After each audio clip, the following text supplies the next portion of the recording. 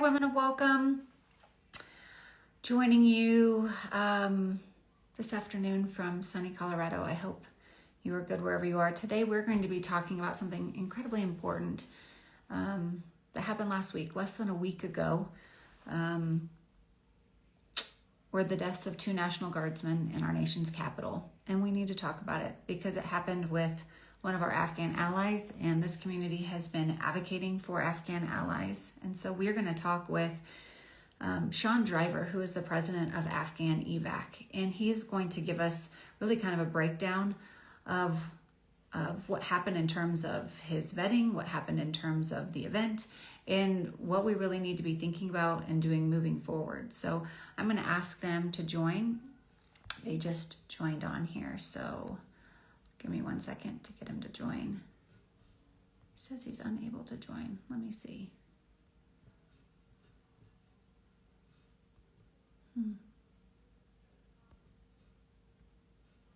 Hi, everybody. Hold on. Just trying to get Sean on here really fast. I can see him. Here we go. As I said, we're going to jump on here today, and I think it's really important that we know these names and that we mourn this all together. This is Sean Driver, who's joining me from Afghan Evac. Hi there, Sean. Thanks for joining me today. Hello, everybody. Thank you so much for having me on today. How do I sound? You sound great. You sound great. So I'm just giving a little backstory here. On Thanksgiving Day, like I mentioned, it's been less than a week. Sarah Beckstrom and Andrew Wolf were attacked in our nation's capital. Sarah unfortunately died of her wounds, and Andrew Wolf is in critical condition, although I hear this morning that he is making positive progress. And so just praying that Andrew Wolf recovers from this attack. The man who's being held in question for these attacks was an Afghan ally. His name is Ramanullah Lochinwal, and he lived in Washington with his wife and 5 kids. And we're going to talk a little bit about Afghan Evac with Ange, about Afghan allies. Where do we go from here? I mean, this is pretty scary for people. This is something we have to acknowledge that has happened, and what do we know and how do we respond moving forward? So I just want to acknowledge that this is not okay. And this is like worst case scenario. And I think when we all heard the news last week, it was devastating across the board. It was devastating to the military community. It was devastating to our refugee community. It was devastating to our welcome community, and also so many people of faith and those who are not of faith, who are just mourning violence in this country and the lack of mental health care and the lack of integration care that we have for refugees who are fleeing all kinds of things from around the world. And so I thought having Sean and I met a couple of times, and I thought having Sean on would be perfect. I know we've never introduced you to Sean before or know what Afghan Evac is. So Sean is a Navy veteran, and he is the president of Afghan Evac. And his education and training is in Homeland Security and cyber security. And I would love for him to tell us a little bit about Afghan Evac, why he started it, and then we'll just really kind of get into the details about what happened last week. So, Sean, thanks for being with us. Tell us a little bit about Afghan Evac real quick. Sure, Bree, thank you so much for having me today. And I have to echo what you were saying about the two National Guardsmen. It's awful.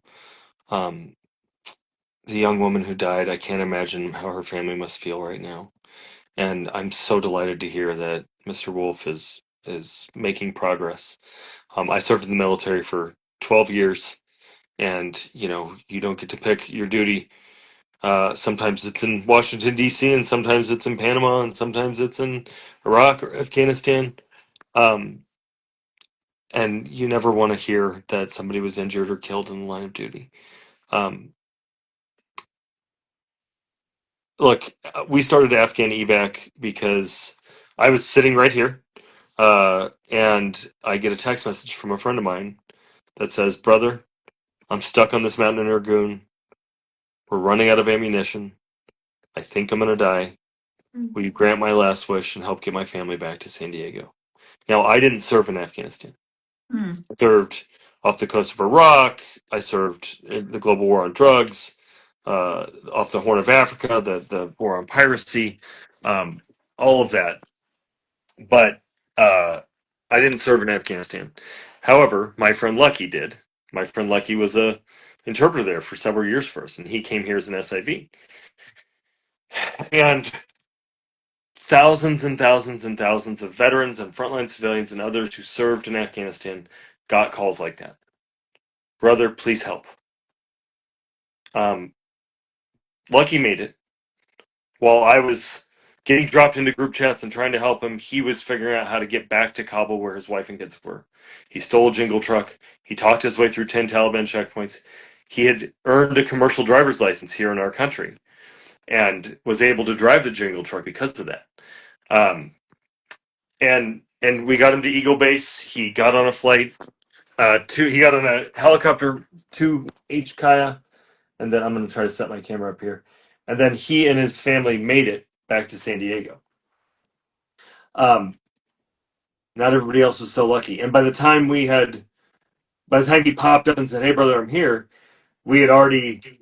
So I had been in like 40 group chats or something, and I was like, "Guys, we all need to be talking." So Afghan Evac was created to be the clearinghouse for information, the one place you could go to get real information, and everybody could collaborate, and it worked really well. We've gotten 195,000 Afghans out with not us, but government got 195,000 people out with the help of people all across the country, probably many of the folks that are following you on Instagram.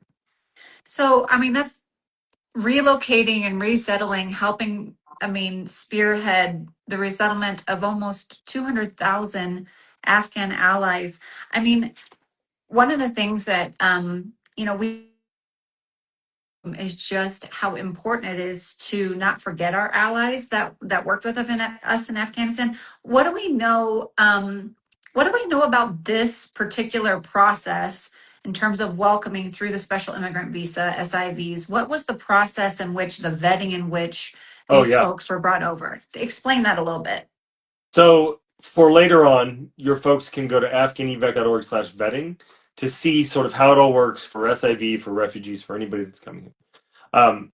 The truth is not what you're hearing on the news, right? The truth is that every single Afghan who came here as part of Operation Allies Welcome, or as part of SIV, or as part of refugee, faced extraordinary vetting. Every single person was vetted.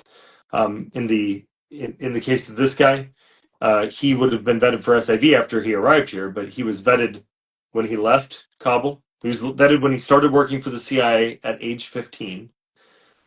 He was vetted numerous times while he was in Afghanistan working for them. He would have been vetted before he left the airport after helping get a bunch of people through. He would have been vetted. The path was you go from the airport, or you go from Kabul to a third country.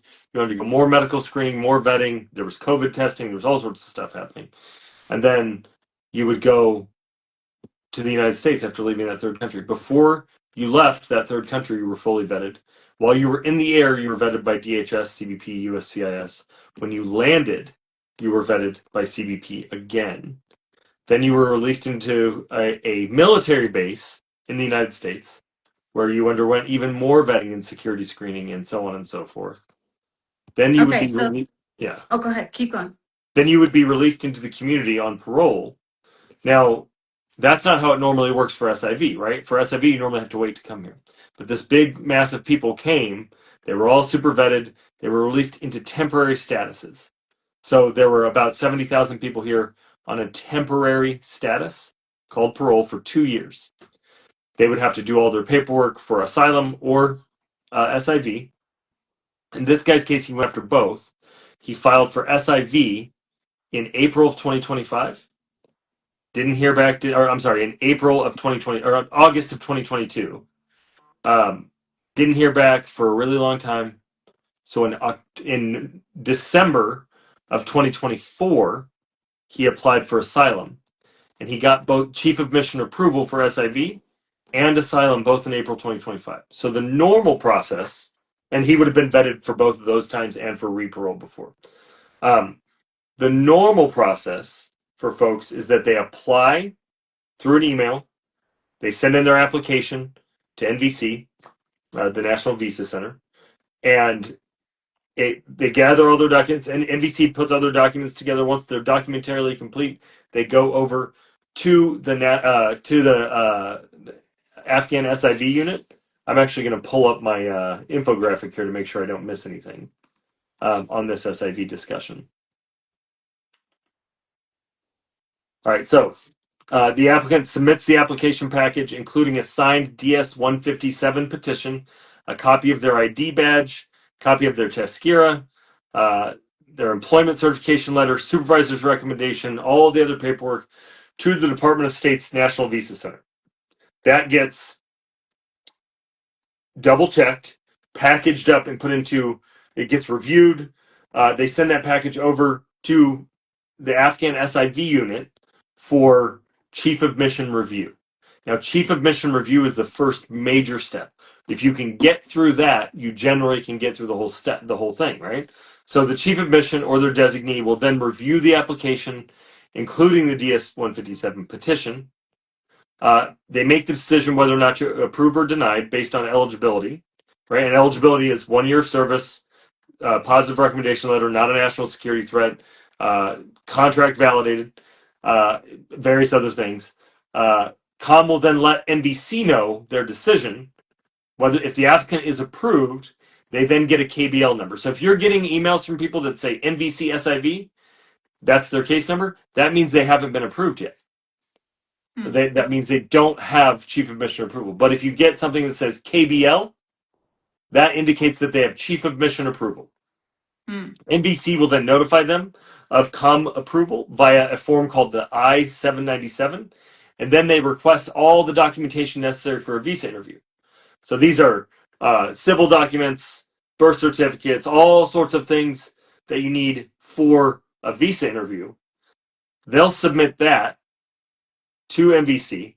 They put all that together, and they fill out Form DS-260 for themselves and their family members. NVC will then review that document for completion. This is more vetting, right? Schedules the visa applicant. NVC schedules the visa applicant for an interview. That's where everybody gets stopped right now, right? Because there's no consular services in Afghanistan.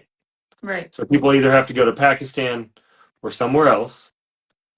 But this is why we had to have CARE, because there were no consular services, right? So then, go ahead. So I guess what I'm just hearing you say is that this guy didn't skip any of these necessary like this is just such an incredible amount of vetting. What did he pass, like absolutely everything? I mean, what was I guess what I know that I have asked in my own mind is was there something missed? Because there's a lot of, partisan political flinging back and forth of, oh, well, he came during the first Trump administration on an SIV, but then he wasn't thoroughly vetted during the Biden administration. And then he got approved during the second Trump administration. So it's like there's a lot of political flinging back and forth about whose fault it is on the vetting. Was anything missed, in your opinion, on this particular guy?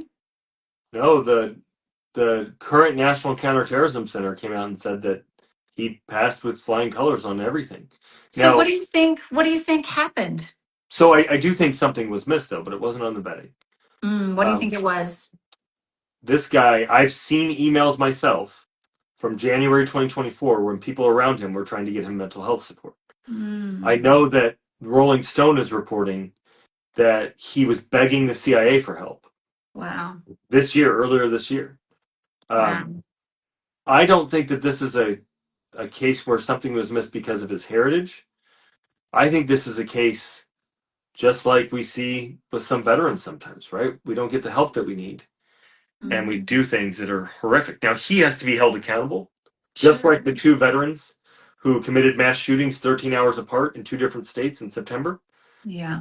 He needs to face accountability for that, but our country needs to face accountability for the idea that we don't support our warriors, people who fight our wars after they come home, right? And if we're going to fund the front end of a war, we've got to think about the back end. We got to make sure that our veterans are supported when they get home, whether they're wearing an American uniform or not, right? If you're fighting our wars on our behalf and you're in the CIA, you're a diplomat, you're somebody involved in the national security apparatus, and you're American, we need to support you. Wow. If you're a local staff, if you're an Afghan wartime ally, we need to support you. You should be conferred veteran status upon you, right? Like, this is not a scandal. This is a tragedy, absolute tragedy.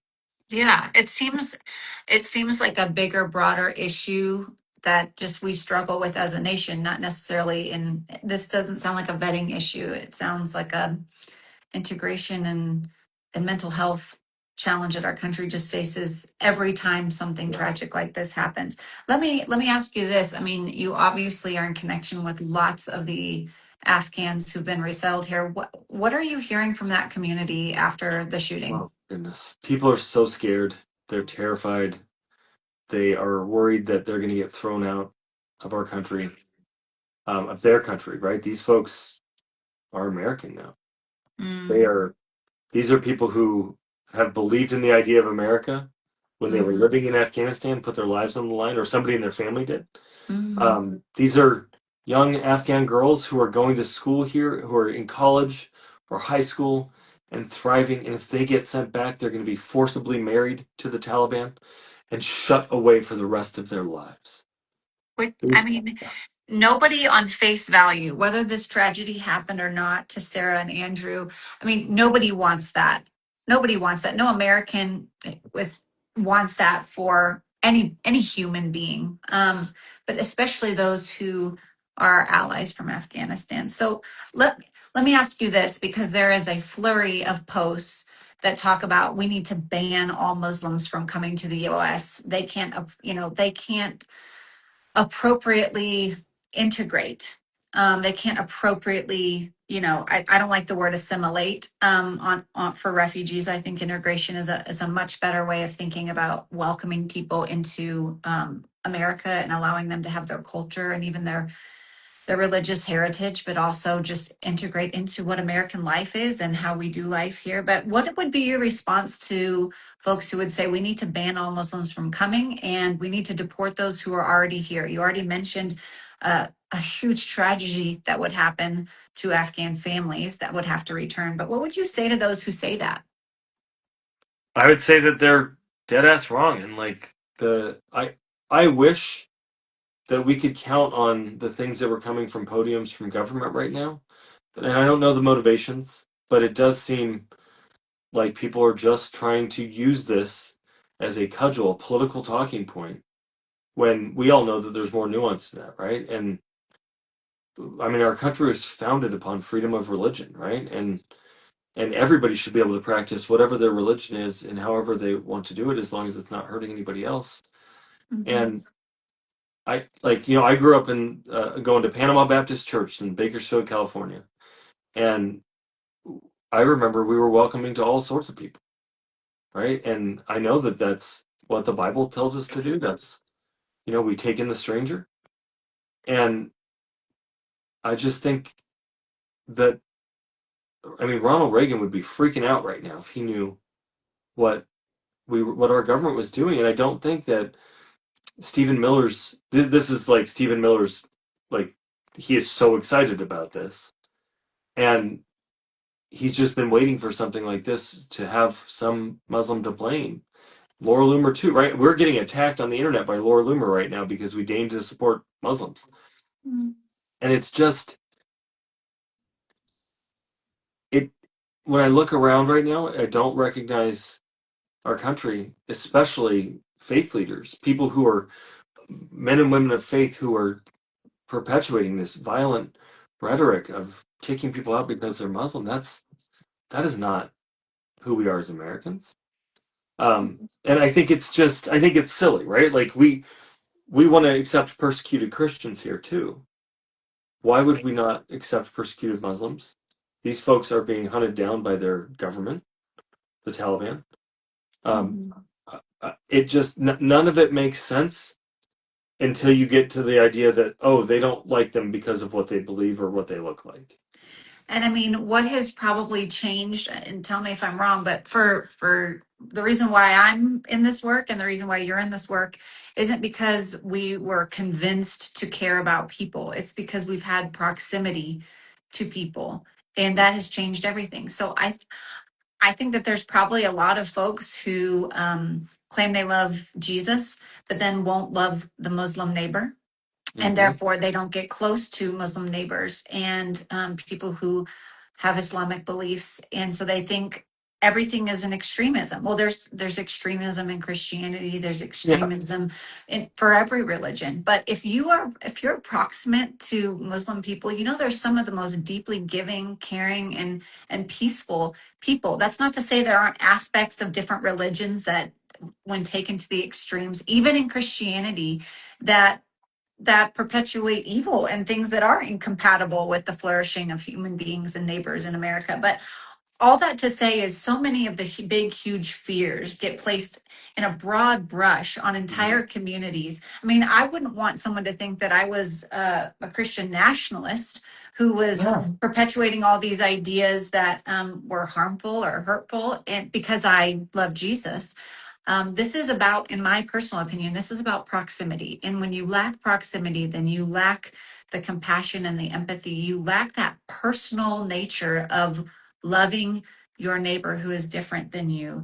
I'm I'm curious, and I know that we both have a stopping point here soon, but I mean, there's a couple of things um, that I'd like us to get to in terms of what can we actually do.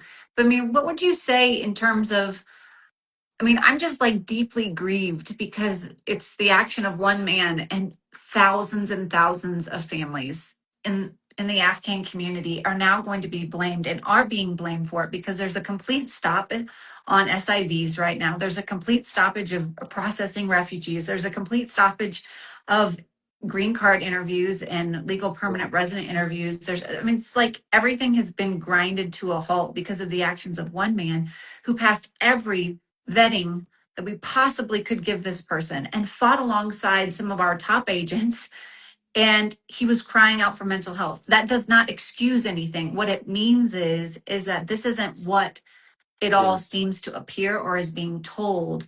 And so how are you dealing in this moment, knowing that this is kind of the narrative that is flying around, that it's being blamed on so many other things other than what the actual real individual need was? Sure. And I do want to clarify a couple things, and I've got a couple more minutes that I can hang on to, if you can. Yeah. Um, so it's not just that he did this, right? It wasn't the vetting.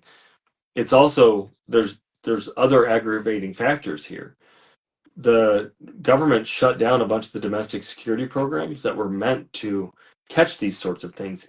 And on September 30th, 2025, they ended mental health support that was going out through the one of the resettlement agencies as part of the big beautiful bill, and they ended SNAP benefits for refugees.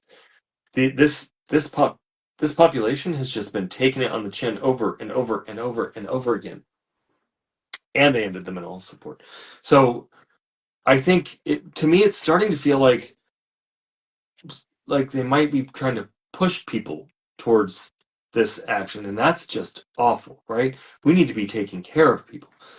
So what Women of Welcome can do, what anybody who's listening to this can do, is call your members of Congress and write them. Tell them that you want Enduring Welcome restarted and all of the wraparound support services for our Afghan allies and other refugees that are coming here. Um, Let them know that we need the domestic security apparatus restarted. We need these programs. Right now, I spend a lot of time. I started something called Battle Buddies with IAVA, the Iraq and Afghanistan Veterans of America, where we show up in immigration court because our Afghan allies were being snatched unfairly. And now ICE is calling people in for check-ins and snatching them. They're breaking up families. They're doing awful things. So we need every Christian woman who's listening to this to reach out to their representatives, state, local, and federal, and say, this is unconscionable. This is not who we are. This is not who our country is. Please do something to stop this. You all have so much power. So I think that so many, I mean, I know in our community sometimes just feel helpless and hopeless because it feels like it's just one bad news cycle after the next, and the next headline is worse than the previous. And you don't tend to see a ton of action that's happening, even when you use your voice. I know some ladies will be calling and they'll be like, I call every day, and I feel like I'm shouting into the wind. And yet that is exactly what we have to keep doing, That's is that we exactly right. absolutely have to keep going, whether or not the outcome is what you hope it is, because you might be the only person in your district that is getting in your That's right. representative's ear, and there it's going to stick at some point. There's going to Well, be some kind of snag in the overall narrative. And so right now there are a couple of bills, right? There's the Enduring Welcoming Act, right? Which one Enduring is the Welcome Act. one? And then the Afghan Allies Act. Which one has the most hope of moving forward here that we should be calling and using our voice for? Um, so the Enduring Welcome Act is likely going to be included in the National Defense Authorization Act. It's in the text now, so that's good. That is good. I'm hopeful that this thing doesn't mess it up. Um, that would restart relocation infrastructure and give a sense of Congress to the White House and everybody else that this this work still matters. We want to keep doing it. Um, there's the Afghan Adjustment Act, but that wouldn't do anything at this point because it would essentially align a bunch of people to P1, P2, which are refugees, and they can't come yet. Um, Mhm. and then three, we need to add visas. There's 35,000 principal applicants with chief of mission approval right now, still overseas, and only 7,500 visas left. Wow. So we need Congress to do that. We need about 45 or 50,000, I think. And yeah, like Congress is working on a bunch of different bills right now to help with this, but we need, oh, and what people can ask their members of Congress to also do is to affirmatively make statements that they stand with the Afghan community and they know that this man's actions are not the actions of many. Um, Mhm. yeah, Okay. and look, I'm just so grateful to all of you for listening, for doing everything that you're doing. Women of Welcome is an incredible organization, and Bree, you're an incredible speaker. It was really lovely seeing you at the National Immigration Forum. You did such a good job, and I'm just so glad that we're able to work together. Well, thank you. It was lovely to meet you too. And I'm super impressed with the efforts and also just the collaboration that Afghan Evac has had over the years, and just kind of your enduring stick to itness about really standing with this community. And I just want us to make sure that we continue to realize that we can walk and chew gum at the same time. We can Exactly grieve, right. absolutely, along with the military community, and we can grieve the death of Sarah, and that we can also be praying for Andrew's recovery. We have Right. Sarah Beckstrom, who could be praying for her family and her friends right now, and then Andrew Wolf and his family as well, preparing for his full recovery. And I mean, as Christians, I mean, we want to see Ramanala Lochinwall brought to the fullest extent of justice, but it should also be right in our mind as well that all of our veterans, all of them need mental health support.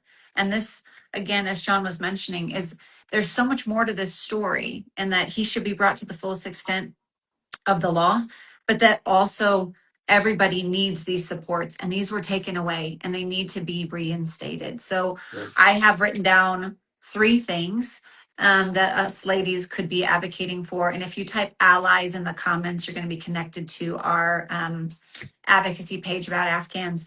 But we want to be advocating for Enduring Welcome Act that has the most possibility of kind of being included. We also are going to ask our representatives to make public statements about standing with the Afghan community. And then thirdly, I had written down that we wanted to make sure that we reinstate not only just refugee resettlement, but that the supports around refugees who are being resettled. And that is the mental health supports as well as the SNAP benefits. I mean, I think some of those things are long shots, but I think those things are things we have to keep saying in conjunction with, if we're going to welcome people, we have to provide those supports so that things like this don't happen.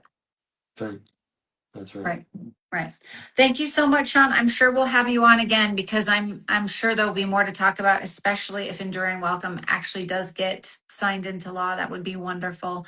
But in the meantime, we're going to hold the grief um, in with the action that we have to do together. So thank you so much, Sean. That's right. Thank you so much, Bree. We'll see you all soon. All right. See you later.